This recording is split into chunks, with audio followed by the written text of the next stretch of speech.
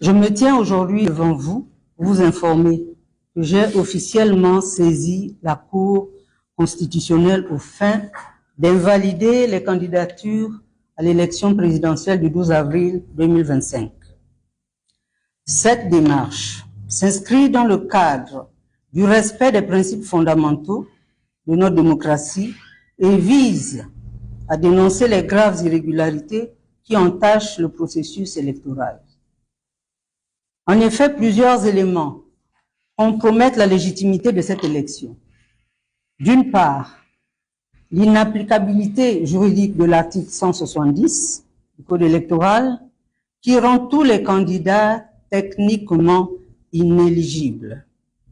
D'autre part, l'organisation biaisée du scrutin sous l'autorité du ministre de l'Intérieur, nommé par le président de la transition, lui-même candidat, et enfin la composition des commissions électorales, largement dominée par les apparatchiks du pouvoir précédent.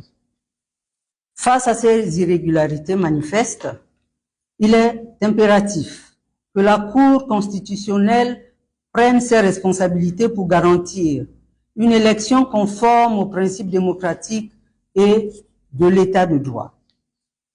Je développerai ces points en détail au cours de cette conférence de presse et je vous présenterai les actions à venir. Mesdames et messieurs, toutefois ces dispositions posent un problème juridique fondamental, c'est-à-dire l'article 43 de notre Constitution et l'article 170 du Code électoral. Du fait que les parents de tous les candidats retenus à l'élection présidentielle du 12 avril 2025 sont nés avant l'érection de la nationalité gabonaise, qui est consécutive à la loi constitutionnelle numéro 4/59 du 19 février 1959, promulguant la Constitution de la République gabonaise.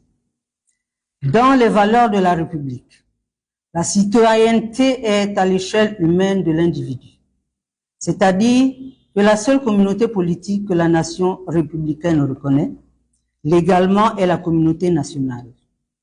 Individuellement, il est sujet de droit. Collectivement, il fait partie du peuple qui légitime l'État dans le cadre de la nation. De la Constitution, la nationalité est personnellement régie par un droit civil national élaboré dans la tradition française, parce que nous avons hérité de cette tradition, de la Révolution de 1789, et qui a déteint largement sur les autres pays. Seul le national est citoyen, tandis que l'étranger n'a aucun titre à exercer les droits liés à cette qualité. La nationalité est donc la condition nécessaire de la citoyenneté. L'accès à la nationalité française est le point de passage obligé pour l'accès à la citoyenneté. Il y a donc un lien nécessaire entre nationalité et citoyenneté. Depuis la Révolution, le mot citoyen condense en lui deux significations conceptuelles distinctes, mais indissociables. Il désigne le national du pays et le titulaire de droits civiques en tant qu'ils sont une seule et même personne. Mesdames et messieurs, avant la date du 19 février 1959, il n'y a historiquement et juridiquement jamais de République gabonaise. Et de facto, cela concerne la citoyenneté et la nationalité gabonaise. Avant cette date, les ressortissants du Gabon ont connu des statuts successifs en fonction de l'évolution de la situation politico-administrative du territoire marqué par la colonisation française. En effet, dès la signature des deux textes que vous aurez après la conférence de presse, la convention passée entre le roi Denis, chef du clan Asiga, en présence des princes Petit Denis, fils du roi, et de Lingua, d'une part, et le lieutenant de vaisseau Édouard Boué, capitaine de la Malouine, et M. Brocan, capitaine au long cours, délégué de la Chambre de commerce de Bordeaux, de l'autre, le 9 février 1839, au village dans la case du roi Denis, rive gauche de l'actuel Gabon. Deuxièmement, Le traité de cession de souveraineté et d'une partie du territoire conclu par le capitaine de corvette Boué avec le roi Louis le 12 mars 1842, l'un des chefs de la rive droite du Gabon. La France a pris progressivement possession des territoires qu'elle érige en colonies sous appellation Gabon, sur lequel vivent plusieurs communautés ethno-linguistiques à partir de modèles sociopolitiques disparates et non constitués en état formel. Par une série de textes réglementaires pris par le président de la République française de l'époque, la colonie est administrée par les militaires. D'abord par le décret du 29 juin 1882 portant création d'un conseil d'administration destiné à être placé auprès du commandant supérieur du Gabon. Puis par le décret du 11 décembre 1888, les territoires du Gabon et du Congo français forment une seule colonie dénommée Congo français, placée sous l'autorité d'un commissaire général qui a sous ses ordres le lieutenant-gouverneur, et vous aurez tous ces documents en annexe. Le Gabon est plus tard détaché par le décret du 14 février 1906 portant réorganisation des possessions du Congo français et dépendance, et redevenant une colonie à part entière avec une autonomie administrative et financière placée sous l'autorité immédiate d'un lieutenant-gouverneur assisté d'un conseil d'administration. Pendant plus de 3 décennies, le décret du 15 janvier 1910 portant création du gouvernement général de l'Afrique équatoriale française, AEF, font la colonie du Gabon et les autres colonies du Moyen Congo et de l'Ubangui-Chari-Tchad, y compris le territoire militaire du Tchad, dans l'Afrique équatoriale française. Fédération ayant à sa tête un gouverneur général, désormais un civil français, dépositaire des pouvoirs de la République française dans les colonies ci-dessous énumérées. Le siège du gouvernement général est à Brazzaville. Durant toute cette période, les ressortissants du Gabon, à l'instar des autres colonies françaises d'Afrique, ont le statut d'indigène comme le rappelle le décret du 22 mars 1924, réorganisant la justice indigène en Afrique occidentale française à son article 2 comme suit. Sont indigènes, dans le sens du présent décret, et justiciables des juridictions indigènes les individus originaires des possessions françaises, de l'Afrique occidentale et de l'Afrique équatoriale ne possédant pas la qualité de citoyens français. Et ceux qui sont originaires des pays placés sous mandat, ainsi que des pays étrangers, compris entre ces territoires ou pays limitrophes, qui n'ont pas dans leur pays le statut de nationaux européens. Nous faisons toute cette histoire, vous comprendrez aisément pourquoi, vers la fin de notre propos. Chers compatriotes, en clair, ce sont les non-citoyens ne disposant d'aucune nationalité formelle et sur les actes de naissance des indigènes établis par l'administration coloniale, il est fait mention de la coutume. Par exemple, Banjabi, Bapounou, Fang, mais il n'y avait pas du tout de nationalité. Et non la nationalité des parents du nouveau-né. C'est en 1946 que ce statut prend fin, c'est-à-dire après la Deuxième Guerre mondiale. Dans un premier temps, par les 3 textes législatifs et réglementaires qui suivent. Décret numéro 45-137, 22 du 22 décembre 1945, en vigueur à partir du 1er janvier 1946, portant suppression en Afrique occidentale française, en Afrique équatoriale française, au Cameroun, au Togo, à la côte française des Somalies, à Madagascar et dépendance et en Nouvelle-Calédonie, les sanctions ordinaires de l'indigénat.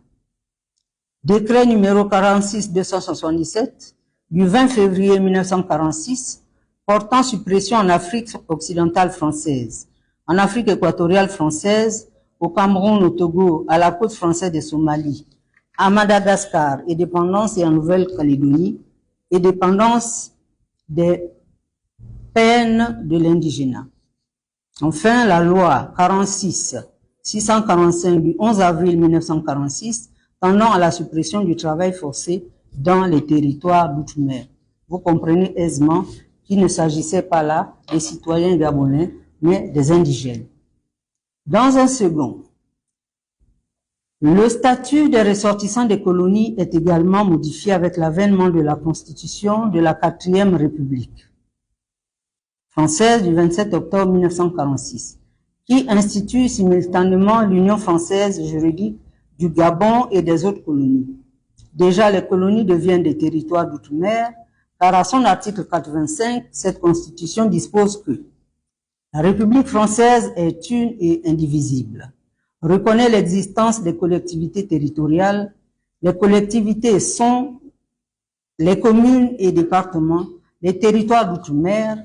Dans ce cadre, le Gabon intègre un grand ensemble, car à l'article 60 de la Constitution, l'Union française est formée d'une part de la République française qui comprend la France métropolitaine, les départements et les territoires d'outre-mer, d'autre part les territoires des États associés.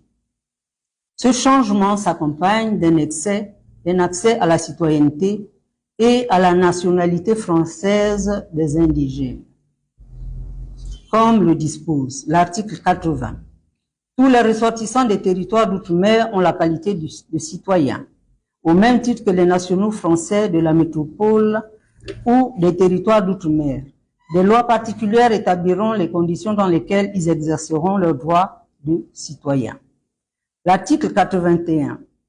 Tous les nationaux français et les ressortissants de l'Union française ont la qualité de citoyens de l'Union française qui leur assure la jouissance des droits et libertés garantis par le préambule de la présente Constitution. En définitive, les ressortissants du Gabon acquièrent dès octobre 1946 la nationalité française.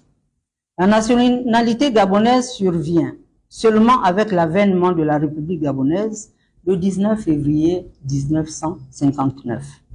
Et le préambule de la Constitution y afférente énonce à ce titre que le peuple gabonais, répondant à l'offre faite par la République française dans le préambule de la Constitution du 4 octobre 1958, conscient de sa responsabilité devant Dieu, animé par la volonté d'assurer la liberté et la dignité de l'être humain, d'ordonner la vie comme d'après les principes de la justice sociale, confirme la délibération de l'Assemblée territoriale qui, le 28 novembre 1958, a opté pour le statut d'État membre de la communauté, proclame solennellement son attachement aux principes définis dans le préambule de la dite Constitution et notamment à la Déclaration des droits de l'homme et du citoyen de 1789.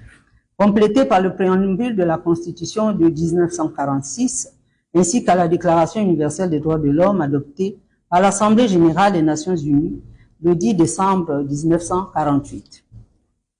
Le peuple gabonais, chers compatriotes, naît donc en ce moment, c'est-à-dire en 1959. Et après l'accession du pays à l'indépendance nationale, tous ceux qui sont nés ou présents sur le sol gabonais acquièrent la nationalité en transcrivant leurs actes de naissance français en actes gabonais à partir de 1959. Ou en se faisant établir des jugements supplétifs ou reconstitutifs. En filigrane, les premiers nés gabonais indiqués sur les actes de naissance avec la mention en tête République gabonaise se comptent après février 1959. Eu égard à tout ce qui précède, l'article 43 de la Constitution du 19 décembre 2024 et l'application stricte de l'article 170 du Code électoral du 22 janvier 2025 rendent tout candidat inéligible. Compte tenu de ce que les parents sont nés avant le 19 février 1959, il y a violation des dispositions constitutionnelles et législatives. Nous sommes donc là pour dénoncer une situation inacceptable qui met en péril la démocratie et l'état de droit au Gabon. Trois éléments majeurs nous conduisent à tirer la sonnette d'alarme.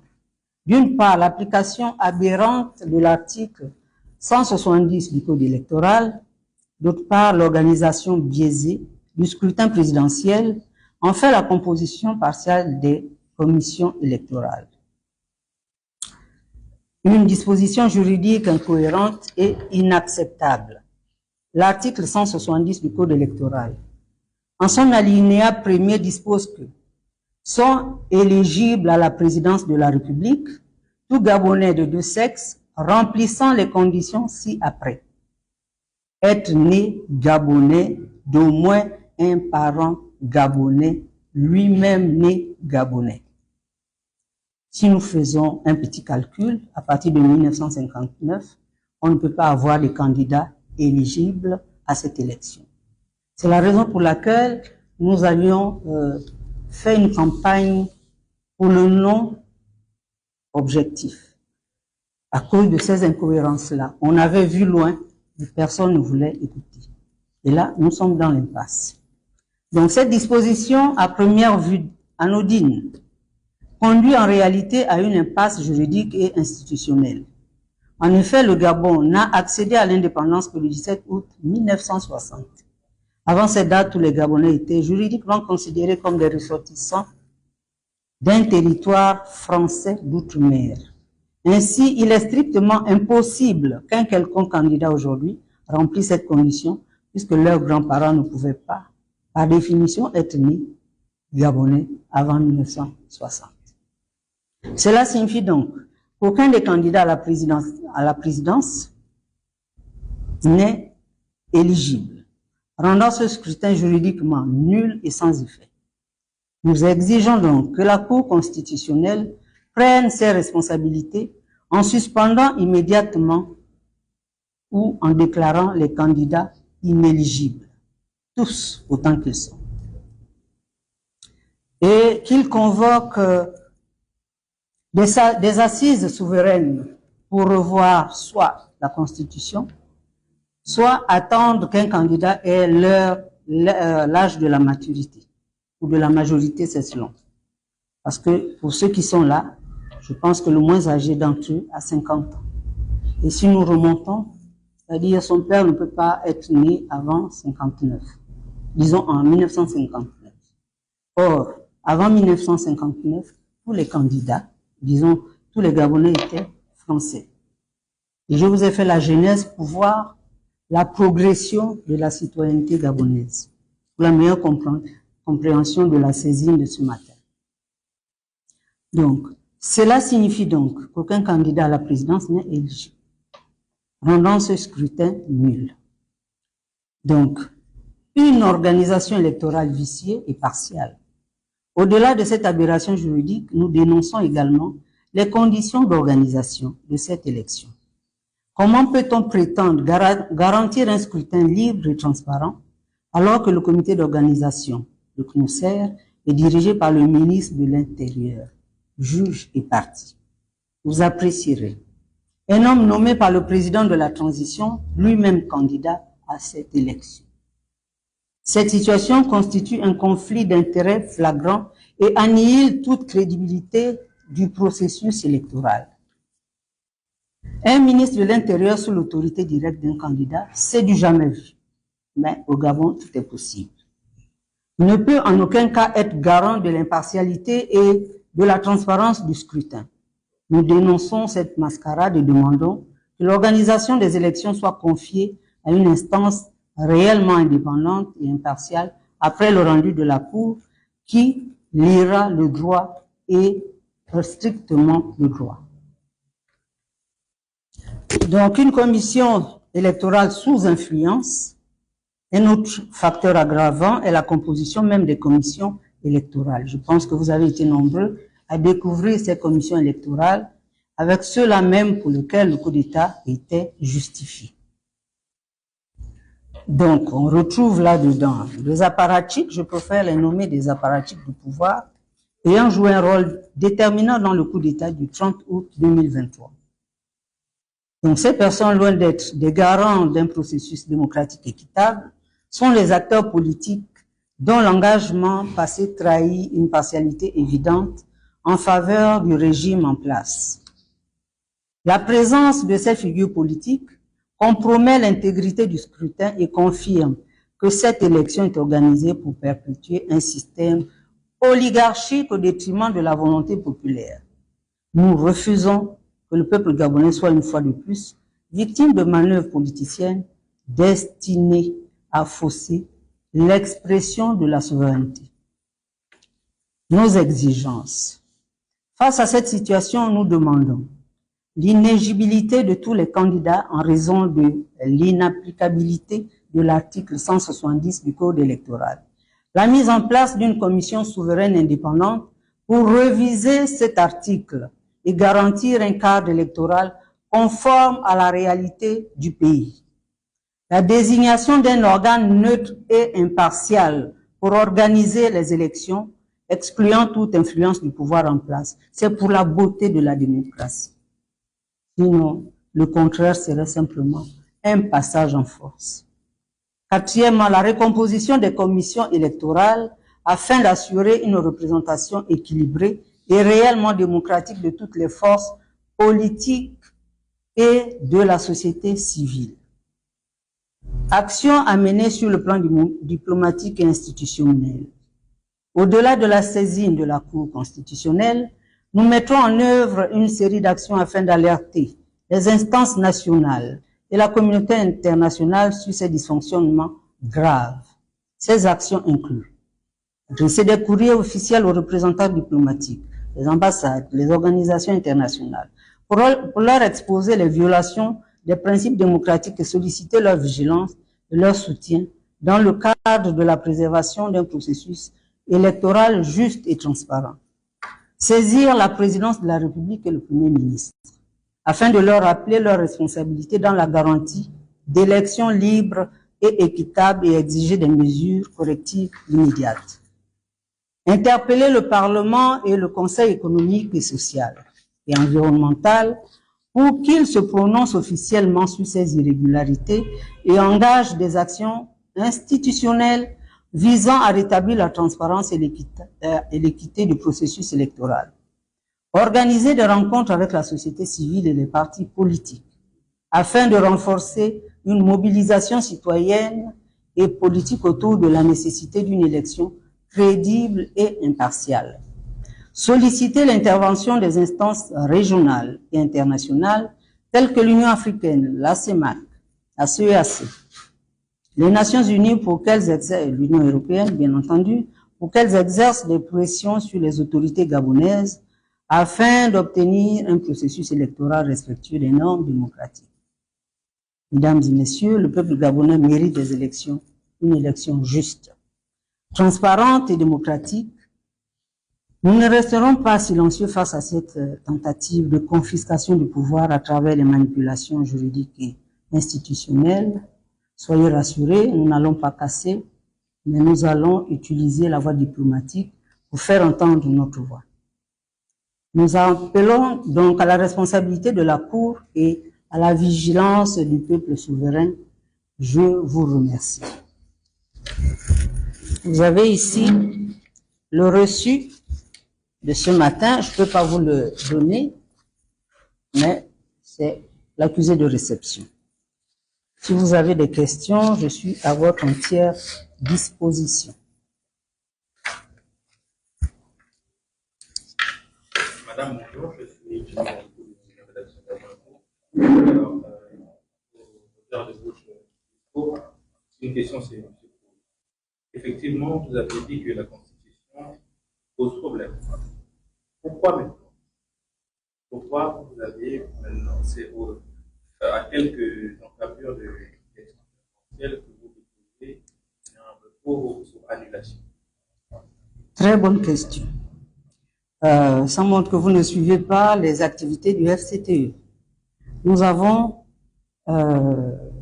voté contre cette constitution. Je ne veux pas revenir sur les détails, mais lorsqu'on se lève pour dire la constitution n'est pas bonne, est-ce qu'il y a encore d'autres méthodes pour le dire? Nous n'avons que nos petites voix pour le dire et nous n'avons pas été entendus. Lorsqu'on a entamé la rédaction du code électoral, nous avons fait des propositions. Nous avons écrit à toute l'administration. Nous avons écrit aux sénateurs, à tous les sénateurs, à tous les parlementaires au Premier ministre, au Président, au ministre de l'Intérieur, mais nos voix sont restées sans écho. Il n'y a que l'Assemblée qui avait accepté de nous recevoir et nous sommes allés présenter des propositions. Et voilà tout ce qu'on a fait. Et on n'a pas arrêté d'interpeller le gouvernement sur la nécessité de sortir de cette transition par la grande porte. Donc, ne pensez pas que ce n'est qu'aujourd'hui où nous posons un acte citoyen qui est en réalité, qui vise la stabilité et la paix au Gabon.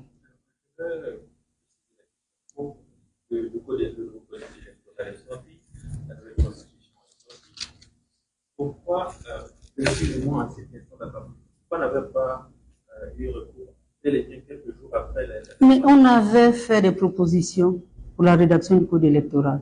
Nous sommes allés défendre ces positions devant l'Assemblée. Qu'est-ce qu'il faut faire d'autre? Marcher? La marche. Ben, pour nous, c'était pas encore. Moi, je ne souhaite pas que ce pays soit la Côte d'Ivoire pour tout. Je souhaite que ce pays respecte les règles du jeu. Parce que nous avons trouvé toutes ces règles-là. Quand vous parcourez ce propos liminaire, vous voyez d'où nous sommes partis. Et je pense que nul n'a intérêt à ce que les choses se passent différemment.